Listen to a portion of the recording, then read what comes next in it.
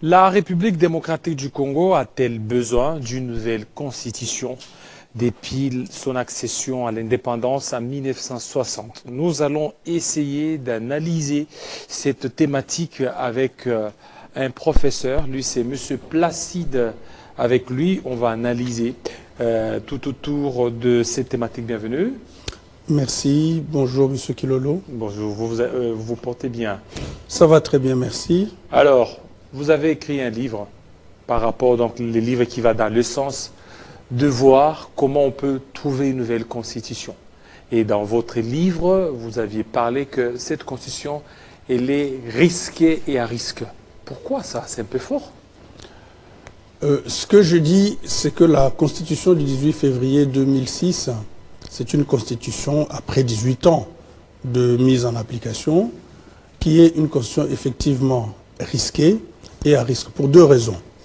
La première, c'est par rapport à la méthode d'élaboration, à ses origines, c'est-à-dire au contexte de sa naissance. D'où vient cette constitution? Cette constitution est ce que je qualifie, d'autres aussi le disent, de constitution de belligérants. Parce que c'est le produit de Sun City, ce que j'appelle moi l'alliance justement des belligérants. C'est Sun City qui a inspiré cette constitution. Après le dialogue intercongolais, il y a eu le gouvernement 1+4, où il y avait la constitution de la transition, qui donnait mandat justement aux dirigeants de l'époque de doter la République démocratique du Congo d'une nouvelle constitution. Et deuxièmement, cette constitution, par son mode d'adoption, le peuple n'a jamais été associé. Et d'ailleurs, ce n'est pas la seule constitution. Depuis notre indépendance, le peuple congolais, qui est le souverain primaire, comme le précise d'ailleurs l'article 5 de la Constitution de 2006, ce peuple souverain n'a jamais, à aucun moment, été associé. Et les référendums, c'était quoi? Le référendum, justement, on va y arriver. Moi, j'appelle ça une arnaque. Arnaque? C'est une forme d'arnaque intellectuelle. Pourquoi? Parce que pour qui est référendum, c'est une ratification, une validation. On ne peut valider que ce pourquoi on a donné mandat. N'est-ce pas? Or, pour la Constitution de 2006, qui a donné mandat? C'est le dialogue, les acteurs du dialogue. La preuve, ils ont commencé par se partager le pouvoir 1+4. Après, ils sont venus pour la Constitution de 2006. Avec la Constitution de 2006, on est toujours dans cette logique de partage de pouvoir avec ces coalitions qui se mettent en place et qui n'ont jamais vraiment marché, parce que sous l'AMP, on a vu la naissance du G7, hein, qui s'était retiré. Et récemment, avec le FCC-CACH, on a vu ce qui s'est passé, qui a donné naissance à l'Union sacrée de la nation. Ce que j'appelle de majorité ou des coalitions des circonstances. Parce qu'au fond, il n'y a rien d'un point de vue idéologique, philosophique, à part des intérêts purement politiques, qui réunit tous ces partis politiques ou ce regroupement au sein de l'AMP, FCC-CACH ou encore aujourd'hui l'Union sacrée de la nation. Et si l'on regarde ce qui se passe dans les provinces, c'est pareil. Donc on est dans un jeu, comment dirais-je, de marchandage politique. Et le peuple, dans tout ça, n'est pas pris en compte. Le peuple n'est pas pris en compte parce que on vient, on dit, non, mais ça a été adopté au référendum. D'accord. Mais combien de citoyens ont lu, même les soi-disant intellectuels, avaient lu cette constitution pour dire nous sommes d'accord ou pas d'accord? Et en plus, on demande seulement de dire oui ou non. Donc, qu'est-ce qu'on va valider à partir du moment où on n'en a pas été l'auteur de départ? Donc, c'est une arnaque intellectuelle, le référendum. Quand on se prie dans ce cadre-là, le référendum n'aurait de sens que si, en amont, on fait intervenir le peuple, qui donne le mandat, qui donne la mission avec un cahier des charges bien précis. Après cela, on revient au peuple pour dire, voilà, vous nous avez confié une telle mission, nous avons fait tel travail, et voilà le résultat. Êtes-vous d'accord ou pas d'accord? Là, ça a un sens. Oui, mais parce qu'avec les référendums, si les peuples ne s'étaient pas retrouvés dans la Constitution, les peuples voteraient, non? Bah, attendez, partout dans le monde, vous savez, et en plus au Congo en particulier, et dans ces circonstances-là, est-ce que le peuple avait vraiment voté oui? Pour vous, c'est quoi? Il n'a jamais voté oui? Mais ce sont des contingences sociales et sociétales qui ont fait que ça ne pouvait que passer. En plus, il y avait la pression de l'extérieur, hein, avec les Nations Unies. Il y avait la MONUC à l'époque, n'est-ce pas, avec M. Swing. Il y avait la Belgique qui était là avec Louis Michel. Et tout cela, c'est pas le Congolais, ce ne sont pas les Congolais qui ont, en quelque sorte, pour moi, approuvé délibérément cette constitution. Ce n'est pas la constitution des Congolais, ni pour les Congolais. C'est la constitution des belligérants, pour les belligérants, pour le partage de pouvoir, et aussi dans l'intérêt de la communauté internationale qui a impulsé et qui d'ailleurs a organisé après les élections. Alors maintenant, pour vous, vous avez dit toutes les constitutions que nous avions eues, le peuple n'a jamais participé. Exactement. Depuis 1960 jusqu'à présent. Jusqu'à présent. Parce qu'en fait, si on analyse un peu les différentes constitutions qu'on a eues jusque-là, moi je les catégorise en deux grandes familles. Celles que j'appelle des constitutions octroyées et des constitutions imposées. Je vais commencer par imposer parce qu'elles ne sont que deux. Les constitutions imposées, celles qui ont été imposées par des coups d'État ou par la rébellion. Il y a eu la constitution de 1967 avec le lieutenant-colonel Mobutu et la constitution, l'acte plutôt constitutionnel, le décret constitutionnel, le décret constitutionnel, je crois, de Laurent Désiré Kabila de 1997. Avec lequel d'ailleurs il a organisé une constituante où il a choisi ces gens qui siégeaient à Lubumbashi. Vous voyez?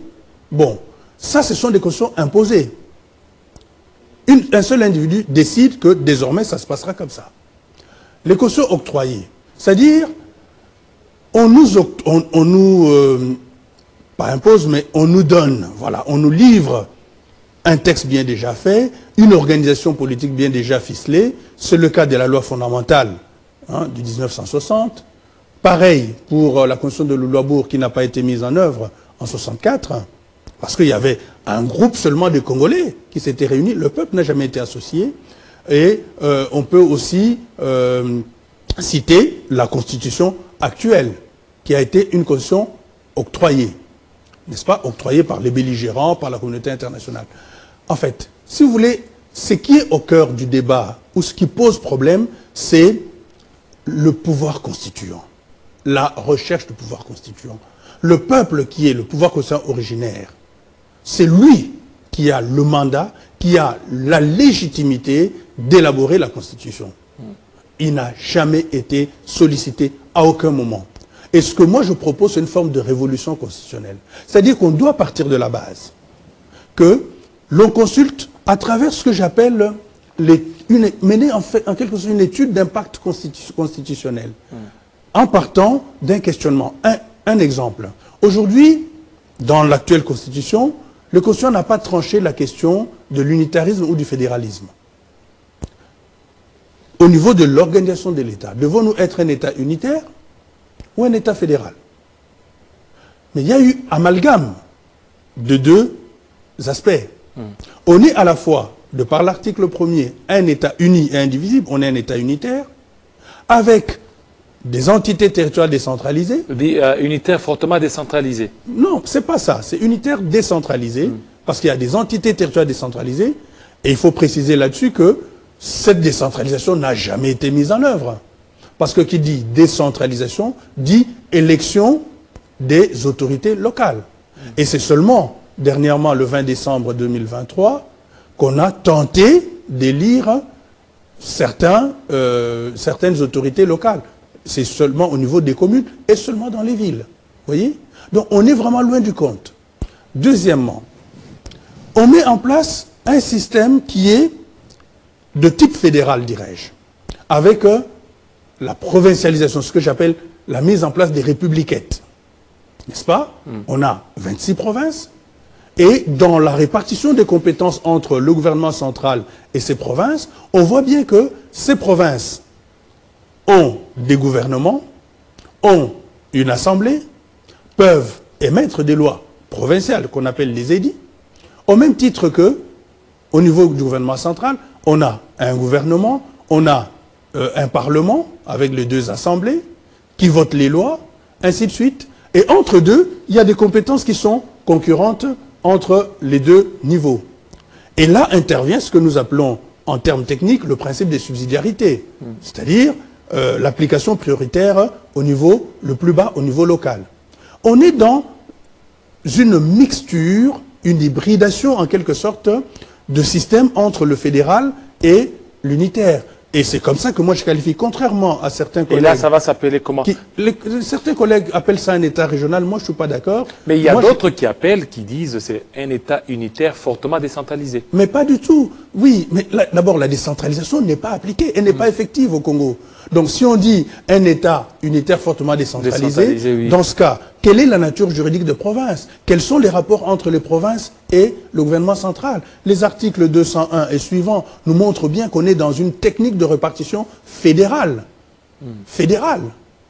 Alors pour vous, c'est quoi? C'est un État pré-fédéral. C'est ça, c'est ça. C'est un État pré-fédéral et qui pose beaucoup de problèmes. Parce que dans le psychique des Congolais, on ne peut pas comprendre qu'il y ait toutes ces autorités. La preuve, je ne suis pas le premier à le dire, le président de la République, chef de l'État, a d'ailleurs fustigé ce type d'organisation qui crée une instabilité. Parce que vous, voilà, c'est bien, vous parlez des pré-fédérales. Oui. Mais lorsque vous voyez unitaire, pour ceux qui soutiennent unitaire fortement décentralisé, vous n'avez qu'à voir. C'est que, malgré tout ce que vous pouvez dire, tout ça se réfère à l'autorité centrale. Pas du tout. Et ça se réfère au niveau de Kinshasa. Non. Toutes les décisions viennent d'ici. Pas du tout. Pas du tout. Parce que si vous prenez la Constitution, prenez l'article 203... Ça, c'est dans le fait. Regardez dans les faits. Même dans les faits. Vous allez voir que tout c'est le président, alors qu'il fallait s'adresser au niveau du gouverneur de province, au niveau des maires de la ville, et ainsi de suite. Mais les maires de la ville, ils ne sont pas élus, ils sont nommés. Ils sont nommés, oui. Ils sont nommés. Et ce n'est pas une autorité décentralisée, justement, le maire de la ville. Alors qu'il doit l'être. Aujourd'hui, il ne l'est pas. C'est là le problème. Et si l'on se réfère, et d'ailleurs là, vous me donnez l'occasion, ou vous soutenez indirectement mes propositions, dans le psychique du Congolais, on n'a qu'un seul chef. On n'a qu'un seul niveau. Le président de la République. Voilà. Et pourtant, le président de la République est politiquement irresponsable. Mais dans le psychique, le mental du Congolais... Irresponsable devant le Parlement. Il n'est pas responsable devant le Parlement. C'est ce que j'ai dit. J'ai dit il est irresponsable devant le Parlement. Le Parlement j'ai dit irresponsable. Oui, je suis d'accord. Mais responsable devant le peuple, parce qu'il doit rendre compte. Il ne doit rendre compte que après, justement, son mandat, s'il veut renouveler. S'il ne veut pas renouveler, quel compte il va rendre au peuple? Parce qu'il rend... le gouvernement rend compte au peuple à travers... Le Parlement. Exactement, parce que le Parlement est, disons, l'Assemblée nationale essentiellement en l'occurrence, est la représentation directe du peuple. Le Sénat étant la représentation des entités territoriales décentralisées et des provinces. Vous voyez? Donc, à partir de là, celui qu'on devait mettre en cause, celui qui devait être responsable, celui à qui on devait s'adresser, ça devait être le Premier ministre, et non pas le Président. Or, aujourd'hui, c'est le président qu'on considère comme étant le chef, entre guillemets, ou le responsable plutôt de tout ce qui se passe. Tata Mokonzi, tel est l'abisso. Tata Mokonzi, président, tel est l'abisso. Mais attendez, ça montre bien que le système qui est mis en place par cette constitution, qui est une constitution en ce moment-là risquée, avec le système parlementaire, qui n'a jamais fonctionné. Le système parlementaire. Mais bien sûr, on a vu en 1960, 4 septembre, sauf erreur de ma part, ou 14 septembre, le président Kasavubu, qui démet de ses fonctions, qui révoque le Premier ministre Patrice Emery Lumumba. Et contrairement à ce que les autres racontent, il était dans ses droits. Il avait un pouvoir propre, article 22 de la loi fondamentale, qui précise que le président de la République nomme et révoque le Premier ministre et les ministres. C'est ce qu'il a fait en 1965, en novembre, ou je crois aussi 1965. Et dans les deux cas, il y a eu des coups d'État, toujours avec le lieutenant-colonel Mobutu. Il fait un premier coup d'État en 60, après il rend le pouvoir à Kasavubu, et le second coup d'État, en ce moment-là, il écarte définitivement Kasavubu, il reste au pouvoir. Donc, si vous permettez l'expression, le système parlementaire pour le Congo, et d'ailleurs je peux dire pour l'Afrique, dans notre entendement de la notion de chef, c'est un bordel. C'est un bordel pour ne pas utiliser un autre terme. En fait, c'est quelque chose qui ne colle pas à notre psyché, si vous voulez, à notre compréhension du rôle ou de la notion de chef. Chez nous, on ne peut pas avoir de chef. Voilà pourquoi, dans ma nouvelle constitution, je propose la mise en place d'un système présidentiel à correctif parlementaire. Cela veut dire quoi? Avec un exécutif à commandement unique.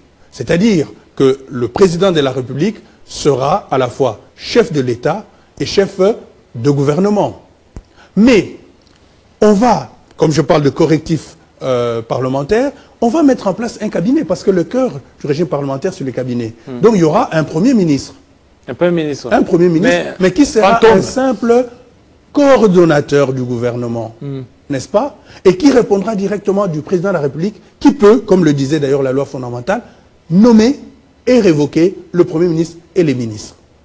Et c'est lui qui endosse toute la responsabilité. Qui est le président? Le président. Là, il devient... Devant le peuple. Alors, mais il ne sera pas responsable devant le Parlement. Et là, nous serons dans quel système? Un régime présidentiel, mais à correctif parlementaire.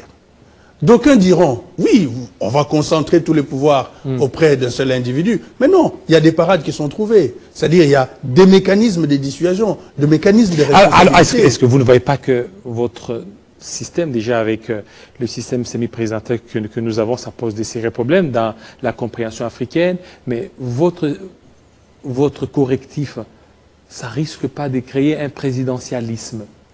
Non, moi je suis dans un système purement présidentiel. Oui, le oui, président est chef de l'État et chef, c'est l'unique responsable. Mais ça risque d'être dévié. C'est-à-dire que pour que ça soit un système présidentialisme où c'est les présidents, il y a une forte concentration de pouvoir et puis ça sera l'autocratie qui va...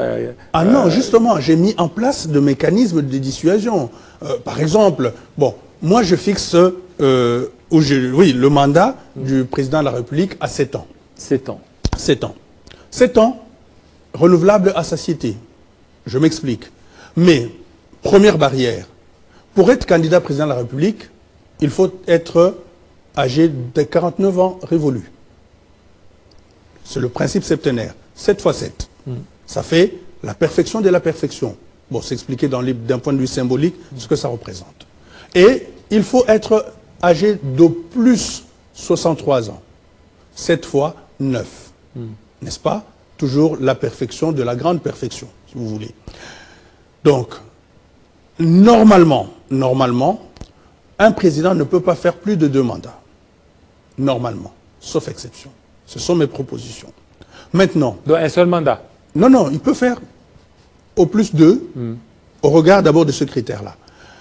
Mais un autre élément dissuasif, c'est que pendant ces 7 ans, au bout de 4 ans, au regard du projet de société qu'on a lancé, des promesses, si vous voulez, ou de du programme d'action gouvernementale qui est celui du président, qui doit être mis en œuvre, si le titulaire, le président, n'accomplit pas, ne réalise pas ses objectifs, n'atteint pas ses objectifs, le peuple a le droit de le convoquer, de le rappeler, le jupile, n'est-ce pas? C'est ce rappel-là. Comment il va le rappeler? Il va le rappeler à travers une pétition. Qui sera initiée par qui? Mais par le peuple, justement, par les citoyens. Et il faut un certain nombre de signatures. Et là, c'est compliqué. Non, ce n'est pas compliqué. Parce que déjà, le peuple, oui, le peuple qui... Mais le peuple, vous... Parce que vous voyez, dans les systèmes semi-parlementaires, vous avez quand même des députés, mais là-bas, ce sont des députés qui répondent du chef de l'État, et ça sera un système très verrouillé. Non, non, justement, parce que les citoyens ne répondent pas du chef de l'État, ils sont libres. Vous et moi, nous pouvons lancer une pétition. Je vous donne un exemple. Moi, aujourd'hui, à travers l'article 27 de la Constitution, j'ai pris l'initiative de créer un mouvement citoyen pour soutenir justement cette idée qui s'appelle le collectif pour la 4e République. Parce que je me bats, je milite pour une nouvelle Constitution qui va nous amener à la 4e République. Et pour que cela se fasse, j'ai créé ce mouvement et je vais utiliser l'article 27 de la Constitution pour lancer une pétition au pouvoir public pour prendre en considération justement cette nouvelle idée. Et les pouvoirs publics ont 1 mois, je crois, pour nous répondre. Et on ne peut pas être poursuivi pour avoir pris une telle initiative. C'est l'article 27 de la Constitution qui précise cela. Donc on mettra ce sort de mécanisme, et d'ailleurs même pour la révision de la Constitution, vous savez, l'article 218 prévoit qu'un échantillon de 100 000 personnes peut initier une procédure de révision constitutionnelle. Donc c'est une forme de pétition, n'est-ce pas? Donc c'est ce même mécanisme qui sera aussi mis en place. Vous et moi, nous pouvons lancer et nous allons récolter des signatures. Là, ce que je vais lancer sur l'article 27, je vais récolter des signatures sur toute la République. Et je me suis fixé un objectif d'avoir au moins 2 millions de pétitionnaires, 2 millions de signatures minimum. Et qu'on va introduire ça auprès, on va déposer ça auprès du président de la République et auprès du gouvernement pour prendre en considération justement cette question et lancer le débat sur l'idée d'une nouvelle constitution et le passage à l'issue du mandat, disons, à l'issue de l'actuel, du mandat actuel du président de la République et du Parlement, qu'on ait des nouvelles institutions, qu'on organise les élections sur base de cette nouvelle constitution. Donc 2028 ne doit pas être pareil que 2023 ou 2011 ou 2018. Voilà, c'est bien, vous parlez d'une nouvelle constitution. Est-ce que vous aviez pensé aussi la faisabilité de votre idée? Mais c'est ce que je vous dis justement. C'est ça. À travers ce mouvement citoyen, nous allons lancer... Donc, donc pour vous, il n'y a pas de limite des mandats constitutionnels? C'est-à-dire? Pour vous, c'est qu'il peut se représenter à sa satiété. Non, mais avec les mécanismes que j'ai mis en place, justement, oui, et le référendum révocatoire, ce sont des mécanismes dissuasifs qui feront que personne ne peut tenter de s'éterniser au pouvoir. Parce que le peuple peut toujours les destituer. Et non pas le Parlement, le peuple, directement. Oui, parce que ce qui est sûr, le peuple, comment il va le faire? Mais à travers justement cette pétition, donc avec ce qu'on appelle le référendum révocatoire, c'est un système qui existe ailleurs et qui est applicable. Oui, ça existe ailleurs. Est-ce que vous avez tenu compte des contextes ailleurs? Peut-être ça peut être 2-3 tribus.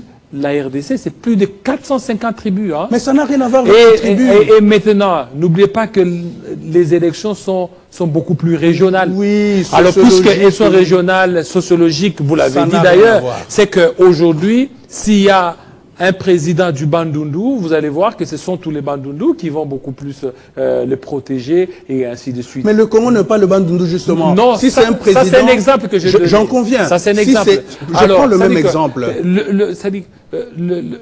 La même réalité de l'extérieur, vous voulez la ramener ici, c'est ça le problème. Parce que notre constitution actuelle, ça souffre du mimétisme. On a voulu prendre les systèmes de l'extérieur et l'amener aujourd'hui, on patauge. Mais si vous me lisez bien, si vous me suivez, vous verrez que je critique justement cette question pour raison de mimétisme. Et moi, je suis contre ce mimétisme. Je suis pour ce que j'appelle, comment dirais-je, on peut appeler ça, j'appelle ça un système d'inspiration, en quelque sorte, incorporation. C'est-à-dire, c'est pas vraiment inspiration, j'ai oublié l'autre terme, c'est on s'inspire de ce qui se passe ailleurs, on l'adapte, on l'incorpore, on s'approprie, n'est-ce pas? Et ça, ce n'est qu'un exemple que j'ai donné de ce qui se passe ailleurs. Mais tout le reste, il y a des choses, la plupart des choses, sont adaptées au contexte. Typiquement congolais, n'est-ce pas? Par exemple, notre représentation du chef, c'est le contexte purement congolais. Alors vous avez trouvé cette inspiration? Je suis un scientifique, je suis professeur des universités. Effectivement. J'enseigne, je suis un chercheur. Et ce modèle-là que vous aviez voulu, un régime présidentiel correctif parlementaire? À correctif parlementaire. Oui, à correctif parlementaire. On peut dire que ça existe ça s'est fait plus ou moins. Le Congo-Brazza, si vous voulez. Et d'ailleurs, les Gabonais qui adoptent leur nouvelle constitution, eux, d'ailleurs, ils vont encore plus loin que ce que moi je propose, vous voyez. Hein? Donc, ce sont des systèmes qui peuvent exister ici et là, mais moi, je me focalise sur le Congo. Ce que je propose, c'est quelque chose d'innovant. Est-ce que vous ne voyez pas qu'avec ça, le Congo, parce que le Congo, vous allez voir tous les autres présidents qui ont beaucoup plus misé sur le régime unitaire, c'est-à-dire le système unitaire, c'est ça? fortement décentralisé Oui, pour oui, les oui. autres et tout ça, c'est vouloir créer cette cohésion. Parce que c'est un pays, si vous ne tirez pas attention, ça risque de s'exploser. Voilà, vous avez raison. Parce que là, il faut préciser aussi que beaucoup de gens confondent ou ne comprennent pas ce qu'on appelle le fédéralisme. Le fédéralisme peut être un mode d'organisation de l'État, un mode d'organisation structurelle, c'est-à-dire la forme de l'État. Mais le fédéralisme peut être aussi un mode de gouvernance, de gestion de l'État. Moi, je suis pour le fédéralisme comme mode de gouvernance, c'est-à-dire un État unitaire fortement décentralisé, mais qui obligatoirement doit être coiffé par une bonne déconcentration. Parce que si vous proposez, ou si vous mettez en place une décentralisation qui n'est pas accompagnée par une bonne déconcentration, ça ne marchera jamais. Je donne un exemple. Aujourd'hui, vous êtes, pour ne pas aller loin, ici à Matadi. Vous voulez un passeport. Vous ne pouvez pas avoir un passeport à Matadi. Vous êtes obligé de venir à Kinshasa. Alors que vous pouvez, de Matadi, solliciter auprès de votre mairie un passeport et l'avoir sur place, même si c'est confectionné à Kinshasa ou ailleurs. Imaginez maintenant quelqu'un qui est à Kasumbalesa. Vous voyez la distance? Les frais de déplacement, frais de séjour, ainsi de suite. Donc, il faut qu'il y ait l'État qui soit proche des citoyens. Et la décentralisation forte, couplée par la déconcentration, parce que la déconcentration concerne les services de l'État, en ce moment-là, on aura une bonne décentralisation et un État qui va bien fonctionner. Mais d'un point de vue structurel, notre État, pour des raisons que vous avez évoquées tout à l'heure, pour qu'il n'y ait pas implosion, pour ne pas favoriser justement ce tribalisme exacerbé mis en place par la provincialisation que l'on connaît aujourd'hui, il faut que ça reste un État unitaire. Mais dans la gestion de l'État, il faut penser à des mécanismes fédéraux. Voilà, à des mécanismes fédéraux. Les parlementaires, ils risquent de devenir tout simplement des animateurs un peu vides. Non. D'abord, pour le Parlement, je propose un Parlement toujours bicaméral, mais avec une chambre essentiellement législative qui sera la Chambre de représentants. Moi, je ne l'appelle pas l'Assemblée nationale, symboliquement, qui sachent qu'ils sont des simples représentants. Et une autre chambre, qu'on peut appeler le Conseil des sages, ou j'appelais ça chambre de subsidiarité, qui serait, bon, l'actuel Sénat transformé, qui serait une chambre principalement, disons, qui s'intéresserait sur certaines matières. Donc une chambre spécialisée. On va lui donner des missions spécifiques. Par exemple, tout ce qui est la sécurité intérieure-extérieure, la question de l'économie, la question de l'intégrité territoriale, toutes ces questions-là. Et maintenant, les gouverneurs des provinces, pour terminer. Voilà. Le gouvernement des provinces, comment ils seront justement, élus? Moi, je supprime les gouvernements provinciaux, je transforme les provinces en entités territoriales décentralisées. Il n'y aura plus de gouvernements provinciaux et les gouverneurs seront nommés par le chef de l'État, qui sera le chef de gouvernement, et dans le cadre, non pas d'abord des provinces, dans le cadre de ce que je mets en place, qui sont des régions. Je reconstitue donc, il y aura 6 régions, plus la ville-province de Kinshasa, 7 régions, et les gouverneurs seront nommés par le chef de l'État au niveau des régions, et au niveau des provinces, il y aura des vice-gouverneurs. Et c'est dans le cadre de la déconcentration, voilà, et non pas de la décentralisation. Merci beaucoup. Ça, je vous en prie. Ça, c'est le projet de la 4e Constitution. La 4e République. Voilà, de la 4e République. 4e République, c'est juste un projet. Il faut que les parlements puissent aussi adopter. Merci beaucoup, professeur Placide Mabaka. C'est moi qui vous remercie. Surtout de votre passage, surtout aussi avec ces enrichissements, hein, ces réflexions enrichissantes. Restez branchés sur Télé 50. À très bientôt.